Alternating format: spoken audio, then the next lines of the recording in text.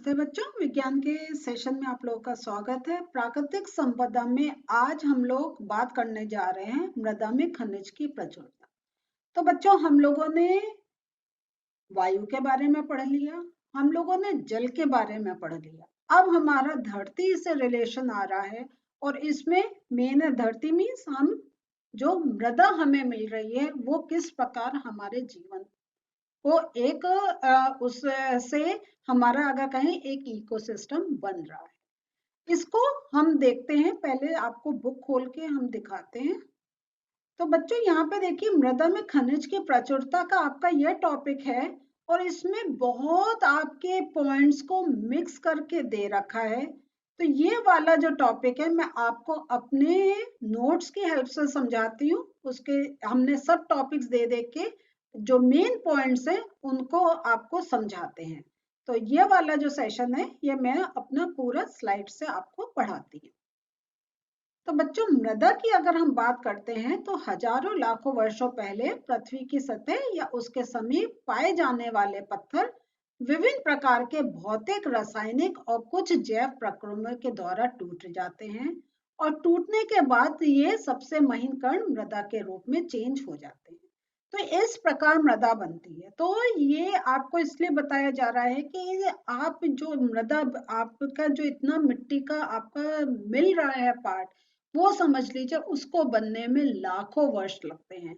क्योंकि ये पहाड़ी जब धीरे धीरे उनमें किसी न किसी कारण से, चाहे वो भौतिक हो, रासायनिक हो या जैव प्रक्रमों द्वारा हो रहा हो, जब वो टूटते हैं मीन्स उनका टेम्परेचर डिफरेंस के कारण टूट रहे हैं या उसमें कुछ ऐसे केमिकल, क्योंकि हर जगह हमारा क्या है किसी जो है हम देखते हैं कि पत्थर में हमारे कैल्शियम, मैग्नीशियम अलग अलग उसमें भी हमारे रसायन प्रेजेंट होते हैं। तो उनमें जब कुछ क्रिया हो रही है उससे उनमें क्रैक आता है, या जब कोई ऐसे उसमें पेड़ पौधे उगते हैं कि उनकी रूट्स अपनी जगह बनाती हैं और अंदर उनको खोखला करती जाती हैं, तब वो ब्रेक होते हैं और वो फिर इतने सालों तक टूटते टूटते बिल्कुल जब वो मिट्टी के रूप में आ जाते हैं तब वो हमें मृदा प्राप्त होती है। मृदा का निर्माण यहाँ जो मैंने आपको बताया इसको डिटेल में देखते हैं। निम्नलिखित कारणों से होता है: सूर्य से, पानी से, वायु से। तो दिन के समय सूर्य की गर्मी से चट्टानें फैलती हैं और रात में क्या होता है, तापमान गिरने से वो सिकुड़ती हैं। तो लगातार ये जब सिकुड़ने और फैलने का जब जो कार्य चलता है, इससे चट्टानों के बीच में दरार उत्पन्न होती है और इस प्रकार जब दरार उत्पन्न होती है वो टूटते हैं और महीन महीन कणों में बदलते जाते हैं। दूसरा हम देखते हैं पानी या जल। जब ये जल तेज एक बहता है, एक तो वो वाटर जो है वो जो पत्थर है उन पर एक प्रेशर डालता है और उनमें दरारें उत्पन्न करता है और फिर वही प्रोसेस होता है, दरारें हुई, छोटे छोटे पार्ट्स में टूटे और फिर बहुत टाइम बाद वो बिल्कुल एक मृदा का रूप ले लेते हैं। वायु से भी होता है, क्योंकि जब तेज वायु भी पत्थर को तोड़ती है तो वो मृदा में चेंज होता है। क्योंकि जब वायु चलती है तेज वायु, तो इवन पत्थर भी बहुत बड़े नहीं, लेकिन एक थोड़े से ना बहुत बड़े ना बहुत छोटे, या छोटे तो उड़कर जाते ही हैं, लेकिन जो पत्थर है वो जब एक दूसरे से टकराते हैं तो उनमें फिर दरारें आती हैं और वो जो है मृदा का फॉर्म होता है। और वायु ये एक कार्य ये भी करती है कि जहाँ मृदा रूप होता है उसको एक स्थान से दूसरे स्थान पर भी पहुंचाती है। क्योंकि हम देखते हैं जब वायु तेज चलती है तो हमें मिट्टी भी उड़ती हुई दिखाई देती है। जीवित जीव लाइकेन और मॉस चट्टानों की सतह पर उगते हैं और उनको कमजोर कर देते हैं। और जैसा मैंने आपको पहले बताया था कि जो पेड़ के जो मूलें होती हैं, रूट्स होती हैं, वो अंदर स्पेस क्रिएट करती हैं, दरारें उत्पन्न करती हैं और वो पत्थर टूटते चले जाते हैं और मृदा का रूप ले लेते हैं। मृदा जो है वो एक मिश्रण के रूप में है। मृदा में विभिन्न आकार के छोटे छोटे टुकड़े मिले होते हैं। मृदा में सड़े गले जीवों के अवशेष, जिनको हम ह्यूमस भी बोलते हैं, मिलता है। मृदा में विभिन्न प्रकार के सूक्ष्मजीव भी हमें उपस्थित मिलते हैं। तो हम देखते हैं मृदा जो है वो एक मिश्रण है जिसमें ह्यूमस भी है, सूक्ष्मजीव भी हैं और उसमें हमें उसके विभिन्न आकार भी देखने को मिलते हैं।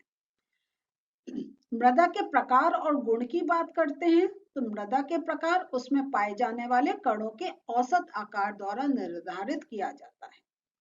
तो हर जगह हम देखते हैं, अगर आपको एग्रीकल्चर का आपको नॉलेज है तो हम किसान जानता है कि किस प्रकार की मृदा में किस प्रकार का हमारा पौधा होगा, हमारी फसल होगी। तो ये भी है कि वो उसके कण बड़े होने चाहिए, छोटे होने चाहिए, बहुत महीन होने चाहिए, बालू रूप होता है। तो अलग अलग प्रकार की मृदा एक बनती है। वो किस प्रकार के पहाड़ से टूटकर बनी है, किस प्रकार के पत्थर से टूटकर बनी है, उससे उसकी गुण में एक विभिन्नता देखने को मिलती है। मृदा के गुण को उसमें स्थित ह्यूमस की मात्रा और उसमें पाए जाने वाले जीवों के आधार पर भी किया जाता है कि किसमें कितना ह्यूमस है या नहीं है। ह्यूमस की अगर हम कहें तो इसको सेपरेट आपको समझा दे रहे हैं। मृदा के सबसे ऊपरी परत को ह्यूमस कहते हैं जिसमें जैविक पदार्थों की मात्रा भरपूर होती है। ह्यूमस मृदा को समृद्ध बनाता है और वायु और जल को भूमि के अंदर जाने में सहायक करता है। तो वह हमारा हम जब प्लांटेशन करते हैं उसमें ह्यूमस एक अच्छा होना चाहिए क्योंकि वही सॉइल जो है मृदा है उसको पोरस बनाता है, मीन्स छोटे छोटे से छेद होते हैं तो वाटर उसके अंदर का एब्जॉर्प्शन अच्छा होता है। इवन जो एयर होती है वो भी उसके अंदर सर्कुलेट हो पाती है।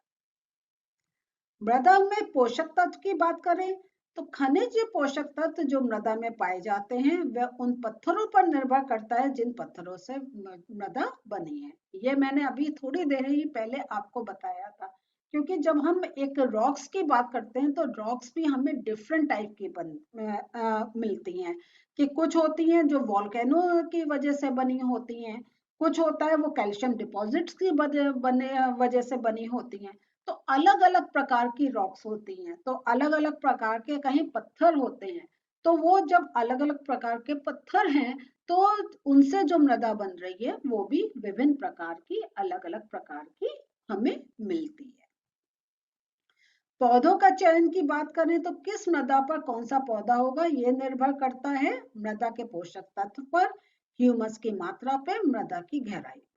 तो कुछ पौधे होते हैं जिनमें हमें उनको रूट्स में बहुत उनको स्पेस चाहिए होती है, उनको अंदर तक जाना होता है, तो हमें मृदा भी एक उस टाइप की चाहिए होती है कि रूट्स उसमें डेवलप हो पाए। लेकिन कुछ प्लांट्स होते हैं जो उनका इतनी गहरी रूट्स नहीं होती हैं, वो ऊपर ही ऊपर रहते हैं, तो हमें फिर उसमें एक विभिन्न प्रकार की मृदा की आवश्यकता होती है। ये सब आपको एक जनरल उसमें बताया गया है, लेकिन अगर आप एग्रीकल्चर पढ़ेंगे या इससे रिलेटेड और जानना चाहेंगे तो आप इन सब चीजों के बारे में डिटेल में कर सकते हैं। यह पौधा है, इसको इन चीज की आवश्यकता है, तो उसको इस प्रकार की मृदा में ही वो एक होगा। इसलिए आप देखते हैं कि ज्योग्राफी में भी पढ़ा होगा कि जहां हमारा कैलकाटा एरिया जो है, वेस्ट बंगाल का एरिया जो है, वहां पे कॉटन की ज्यादा होता है और वो नॉर्थ में कम होता है, नॉर्थ में कुछ कुछ पार्ट में होता है। चावल है वो किसी एक रीजन में होता है, गेहूं किसी एक रीजन में होता है।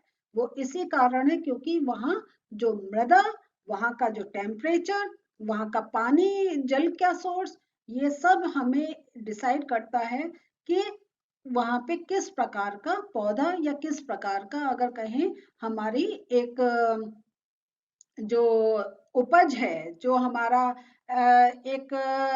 जो एक हमारी कौन सी फसल होनी है, हमारी कौन सी क्रॉप होनी है, वो मृदा पे, टेम्परेचर पे, पानी जो जल का है परसेंटेज, उस पर डिपेंड करती है। ऊपरी मृदा की बात करते हैं तो मृदा की ऊपरी परत जिसमें मृदा के कणों के अतिरिक्त ह्यूमस और सजीव उपस्थित होते हैं उसको हम ऊपरी मृदा कहते हैं। तो बच्चों ये जो आपका पूरा टॉपिक था, ये बहुत एक आपको सब यही समझा रखा था कि मृदा के बारे में डिफरेंट जो इंफॉर्मेशन थी उसको मैंने छोटे छोटे टॉपिक में करके समझा दिया है। तो आप बुक भी पढ़ सकते हैं, फिर ये नोट्स रूप में आप कंसिडर कर सकते हैं, और आपको कुछ और पॉइंट इसमें ऐड करना है आप कर सकते हैं। तो ये इतना जितना टॉपिक था ये आपका तैयार हो जाएगा। अभी मृदा प्रदूषण की बात करेंगे, लेकिन अगले सेशन में मिलते हैं फिर से। बाय।